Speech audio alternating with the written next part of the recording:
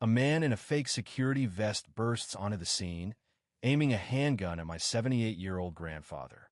My grandfather, bewildered, holds nothing but a garden hose in his hands.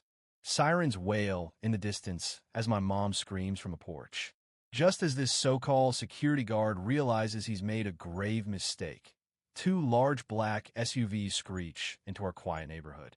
Out steps my uncle and his FBI unit, weapons drawn and ready for action. No, this isn't a scene from an action movie. It's the kind of chaos that erupts when a fake homeowners association, led by a disgruntled local, tries to mess with the wrong people. Cut to me, the guy who had a personal well tapped by a neighborhood tyrant to water her garden. What did I do? Simple. I turned her water supply into a nightmare.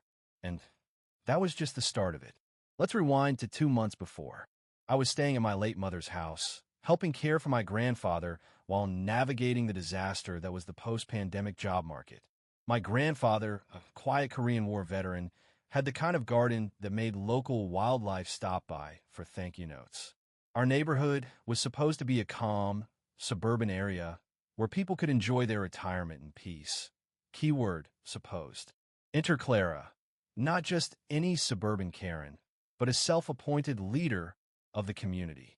She sported a blonde bob, carried a clipboard like it was glued to her hand, and had a purse big enough to carry a microwave. Her voice? High-pitched enough to set off car alarms. She declared herself president of something called the Neighborhood Integrity Committee, which, to be clear, was not an actual thing. There was no HOA, no formal structure, no official documentation, just Clara with her printer and her absolute belief that the neighborhood needed her control. At first, it was harmless. She stuck passive-aggressive notes about minor issues, like trash cans not being perfectly aligned or sheds that weren't painted to her liking. Grandpa laughed it off, having lived through artillery shellings in his youth. Clara's font choices weren't going to get under his skin. But then came Dave, Clara's new boyfriend, who somehow thought wearing camo cargo shorts, a vest that read security, even though nobody hired him, and aviators made him a law enforcement authority. He had the swagger of a man who watched too many reruns of police dramas and the legal knowledge of a wet napkin. But worst of all, he carried a weapon, though not openly. You could see the bulge under his vest, hinting at a gun he desperately wanted everyone to ask about. The first time I ran into Dave, he was strolling down the street, shouting orders into a walkie-talkie that clearly wasn't connected to anyone. I was trimming the hedges when he stopped, squinted at me like I'd committed a federal crime, and asked, "Do you have a permit for that tool?" I blinked. "You mean these hedge clippers?" He nodded solemnly, like he had just uncovered a major threat. Manual tools like that can be dangerous if not properly maintained. HOA regulations require an inspection every year. What HOA? I asked, genuinely confused. He leaned in like we were about to share a secret. It's real, just not everyone knows yet. I went inside and laughed for a solid 5 minutes. Grandpa, however, didn't find it funny. He just looked out the window and said, "People like him don't stay funny for long." And he was right. The following week, we received our first official violation notice. Grandpa's flag, which had been sitting proudly in the flower bed for years, was now deemed too patriotic and potentially a cause for international conflict. Clara had printed that accusation in Comic Sans. Next came the noise complaints about Grandpa's sprinkler system. The thing barely made a sound, so I recorded its decibel levels and compared it to a whisper. Dave didn't care. He claimed that Grandpa's water distribution system was causing a disturbance in community harmony. When I asked what that meant, he handed me a citation and a pamphlet titled Understanding Tactical Landscaping. I wanted to ignore them, but Grandpa was starting to feel harassed. His garden was the last thing he and Grandma had worked on together before she passed, and watching him hesitate before turning on the hose made me furious. So I started documenting everything: photos, videos, timestamps. I even created a folder called Neighborhood Nightmare and backed it up online. But what came next was far beyond anything I had expected. Clara, in her infinite wisdom, decided to install a community irrigation system. Great idea, right? Except she didn't bother to apply for permits or use any actual community funds. Instead, she and Dave decided to tap into the underground pipes running through properties with private wells, including ours. Our private well, the one Grandpa installed himself decades ago with no one's permission. Clara connected it to her garden, the same garden that had turned into a labyrinth of rose bushes she called the Zen garden. I discovered what she'd done when the water pressure in our house started acting weird. Then came the skyrocketing utility bills. Grandpa's tomato plants began dying from inconsistent water flow. When I confronted Clara, she grinned and said, "We're all in this together. Sharing water is just being a good neighbor." "Oh no, lady. You don't steal from Korean War vet and call it neighborly."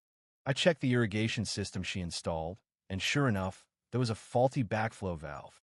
I rigged it so instead of drawing water from our well, her system started pulling from a secondary tank I filled with gray water, dishwater, laundry runoff, and a little extra from the septic tank. I called it community compost tea and let it brew. She didn't notice. Her roses started wilting. The Zen garden became a soggy mess. She blamed it on nearby pollution. I smiled and waited. Then I flushed the whole system. 2 hours later, Clara was out in her backyard, screaming at Dave to do something. He marched over to our property, fists clenched, demanding to inspect our water system. Grandpa was watering his lilies when Dave drew a gun and shouted at him to get on the ground. I ducked behind a mailbox, my phone in hand, recording everything. Then my phone buzzed. It was a message from my uncle who worked in the FBI's counterterrorism division. I've been telling him about Clara and Dave at family dinners. I sent him a text, "Gun. Grandpa." His reply, "ETA 5 minutes." Dave didn't know what was coming. For a few moments, we were all frozen in fear. Then, 2 black SUVs screeched to a halt. The doors flung open, and my uncle and his team of agents stepped out, ready for action. Clara screamed. Dave's hands shook as he aimed his gun, but before he could react, the garden hose slipped from Grandpa's hands and sprayed Dave right in the shin. Poetic justice. But the real twist came next. One of the agents pulled out a folder and said, "Ma'am, you're under investigation. And it's not just about the water." I was stunned. Neighbors clapped, Clara screamed, and Grandpa went inside for lemonade while paramedics checked his blood pressure. But that was just the start. As Dave sulked in the SUV, the agents weren't done. One flipped through a folder and asked Clara, "We need to talk about your financial activities related to this homeowners association." Clara panicked. "What financial activities?" she stammered. The agent didn't blink. "We have records of unreported dues, false documentation, and potentially fraudulent activities. We need to clarify a few things." And just like that, the woman who thought she ruled the neighborhood found herself in the middle of a federal investigation. I didn't expect it to go this far. I thought they'd arrest Dave, maybe slap Clara with a fine for pretending to run an HOA. But when you start taking money illegally and threatening seniors, things get serious, fast. As the FBI agents continued their questioning, Clara's confident facade crumbled. She went from acting like the queen of a neighborhood to a woman backed into a corner, desperately trying to explain away her actions. But the more she stammered, the deeper the hole she dug for herself. Dave, sitting in the back of the SUV, realized too late that his wannabe security guard gig had cost him far more than a fake badge. Neighbors who had once avoided conflict now stood at the edge of their lawns, watching the drama unfold with wide eyes. It wasn't just about the garden hose or the stolen water anymore. It was about the bigger picture, the fraud, the manipulation, and the countless lives affected by Clara's power trip. The relief in the air was palpable, as if the weight of her reign had finally lifted from the community. For Grandpa, it was more than just justice, it was redemption. The garden that meant so much to him, the place where he had poured years of love and effort, was now free from Clara's grasp. We were free. The fight wasn't just about the water. It was about standing up to those who abuse power for their own selfish gain. As the agents packed up and Clara was taken away for further questioning, I couldn't help but feel a rush of satisfaction. The battle had been long, and at times it seemed hopeless. But in the end, we stood our ground, and that's what made all the difference.